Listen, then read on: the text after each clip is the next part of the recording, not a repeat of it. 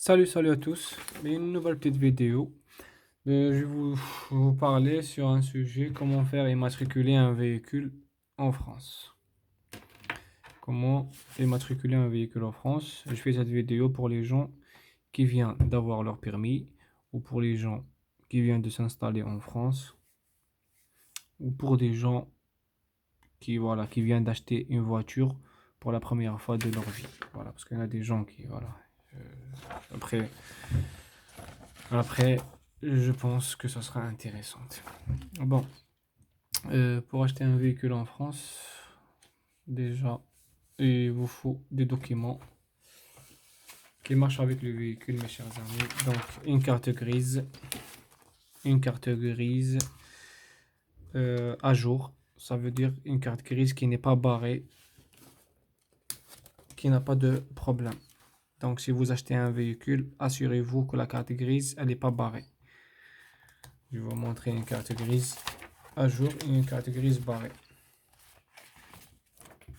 Donc, mes chers amis, la carte grise à jour, elle est comme ça. Et la carte grise barrée, elle est comme ça. Donc, si vous achetez un véhicule avec une carte grise barrée, si chez un particulier, vous risquez d'avoir des ennuis. Voilà, donc si vous achetez chez un particulier, il faut que la carte grise elle soit à jour, elle soit pas barrée. Donc, avec un stylo, il n'y a pas de date de vente, il n'y a rien, elle soit à jour. Donc, le vendeur, il doit vous fournir la carte grise, il doit vous fournir, il doit vous fournir une certification de CERFA 15776 étoile 01. Donc, certificat de session, ici, il remplit les informations de l'ancien propriétaire, non, du véhicule, pardon, du véhicule. Il met l'immatriculation, le VIN, la date de première immatriculation, la marque, type de variant, le genre, dénomination commerciale. Il met le kilométrage, le numéro de formulaire. Le numéro de formulaire, mes chers amis, ça se trouve derrière la carte grise. Sur le côté, là, la carte grise, elle est sur le côté verso de la carte grise. Un fameux formulaire 2018, 2019 ou 2020 ou 2015. Il termine avec des lettres et des chiffres. Et la date du certificat d'immatriculation. Ensuite, il remplit ses informations à lui, le nom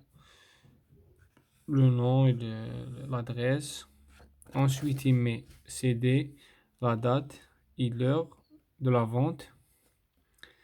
Ensuite, il fait le lieu, la date, il signe lui. Et la case dernière, c'est pour le nouveau propriétaire. Le nouveau propriétaire, il remplit son nom, son prénom, l'adresse, la date et tout. Il fait une signature ici. Le certificat de cession, elle doit être faite en deux exemplaires. Un exemplaire pour le vendeur et un exemplaire pour l'acheteur. Ensuite, il doit vous fournir un contrôle technique moins de 6 mois, mes chers amis. Surtout le contrôle technique, il faut qu'il soit récent, il faut qu'il y ait moins de 6 mois. Voilà, un contrôle technique comme ça, qui date comme celui-là, le 39-2020. Donc celui-là, il a moins de 6 mois, donc il est valable pour faire la carte grise. Si vous achetez un véhicule sans contrôle technique dans l'état, ou vous achetez un véhicule avec contrôle technique qui a plus de 6 mois, vous allez devoir refaire un autre contrôle technique pour pouvoir faire la carte grise à votre nom. Malheureusement, c'est la loi, c'est pour tout le monde. Donc on a dit la carte grise, le certificat de cession, contrôle technique moins de 6 mois. Et le plus important, mes chers amis, le plus important, il ne faut pas l'oublier,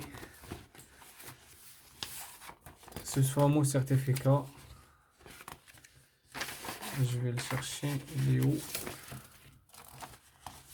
Ce fameux certificat, c'est certificat certificat de situation administrative ou certificat de non-gage. Celui-là, il est très important en France, mes chers amis. Le certificat de situation administrative, c'est le certificat de non-gage. Voilà. Il certifié, voilà. Il vous dit la situation du véhicule. Est-ce qu'il y a une opposition au transfert du certificat d'immatriculation? Est-ce qu'il y a un véhicule endommagé, c'est-à-dire accidenté? Est-ce qu'il y a une déclaration valant saisie? Aucune. Est-ce qu'il y a un gage? Est-ce qu'il y a des amendes? Est-ce qu'il y a un problème sur le véhicule? Si il vous fournit un certificat de la date ou jour de l'achat, vous voyez là, il n'y a aucun, non, non, non, non, non. Ça veut dire que le véhicule, il n'a rien. Vous pouvez l'immatriculer tranquillement sans craindre aucun problème.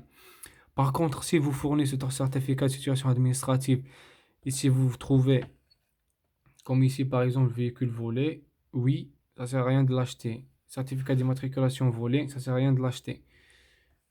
Véhicule gagé, si oui, ça ne sert à rien de l'acheter parce que vous n'allez pas pouvoir faire la carte grise parce qu'il y a des amendes à payer derrière. Moi, je me suis fait eu. J'ai acheté un véhicule gagé. C'est pour ça que je fais cette vidéo. C'est pour sensibiliser les gens pour qu'ils ne tombent pas dans les mêmes erreurs parce qu'il y a beaucoup de malhonnêtes. Malheureusement, dans le monde, partout, il y a des malhonnêtes. Il y a des gens qui veulent arnaquer les gens pour l'argent. Je ne sais pas pourquoi, voilà. Mais il faut toujours être informé, il faut toujours chercher à savoir. Voilà, comme ça, on ne va pas se faire. On ne va pas laisser faire. Donc, la situation de certificat de non-gage, ça précise et ça affiche tous les détails sur le véhicule. Si vous fournissez ça, vous achetez sans problème. Si vous fournissez ça, le vendeur ne fournit pas ce certificat de non-gage, vous ne risquez pas d'acheter ce véhicule, mes chers amis, parce qu'il est obligatoire. Et vous allez risquer de trouver des problèmes. Par contre, si le vendeur il n'a pas ce certificat, vous pouvez le valider vous-même si vous avez un téléphone et Internet sur place. Vous mettez certificat de non-gage sur votre téléphone ou sur l'ordinateur. Bon, voilà, vous rentrez sur le site du gouvernement. C'est un site officiel du gouvernement. Et garanti, voilà, c'est garanti, c'est fiable et tout. Voilà, vous mettez là, vous allez avoir ce tableau-là. Vous mettez l'immatriculation, date de première immatriculation. Vous remplissez les informations, date de certificat d'immatriculation. Vous mettez le nom du vendeur ou du propriétaire du véhicule. Et vous mettez valider et terminer. Et vous allez avoir un fichier PDF qui se télécharge sur votre téléphone, comme celui-là. Voilà, certificat de situation administrative.